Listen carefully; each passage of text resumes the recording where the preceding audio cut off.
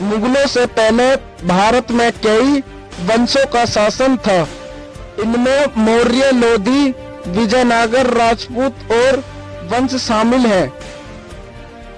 मुगलों से पहले भारत में शक्तिशाली हिंदू राजाओं का राज था।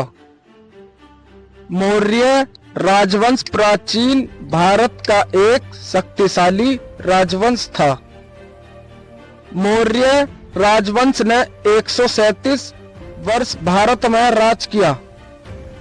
इसकी स्थापना चंद्रगुप्त मौर्य और इनके मंत्री चाणक्य ने 322 ईस्वी में की थी। यह साम्राज्य पूर्व में मगध राज्य में गंगा नदी के मैदानों, आज का बिहार और बंगाल से शुरू हुआ। इसकी राजधानी पाटलिपुत्र, आज के पटना शहर के पास थी।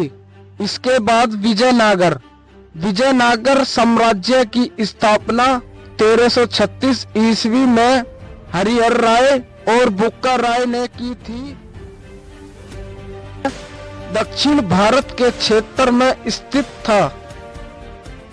विजयनगर के राजाओं ने 310 वर्ष तक राज किया था। फिर आता है लोधी वंश। लोधी वंश की स्थापना भारत में बहलोल लोधी ने की थी। यह वंश दिल्ली का अंतिम वंश था और इसका संस्कार 1451 से 1526 तक रहा। बहलोल लोधी ने दिल्ली सल्तनत के सयोद वंश को हराकर लोधी वंश की स्थापना की। वह एक अफगान सरदार थे और पहले पंजाब के गवर्नर रह चुके थे। बहलोल लोधी के बाद उनके बेटे सिकंदर लोधी और फिर इब्राहिम लोधी ने शासन किया। 1526 में पानीपत के पहले युद्ध में इब्राहिम लोधी की हार और मृत्यु के साथ लोधी वंश का अंत हुआ। राजपूत राजाओं में बहुत से वीर राजा रहे हैं, जिनका नाम जैसा महाराणा प्रताप, पृथ्वीराज चौहान, राणा सांगा।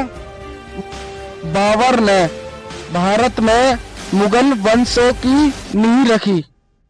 राजपूतों ने मुगलों के खिलाफ संघर्ष किया। मुगलों के भारत आने से पहले राजपूत राजाओं का शासन उत्तर और पश्चिम भारत के कई महत्वपूर्ण क्षेत्रों में फैला हुआ था।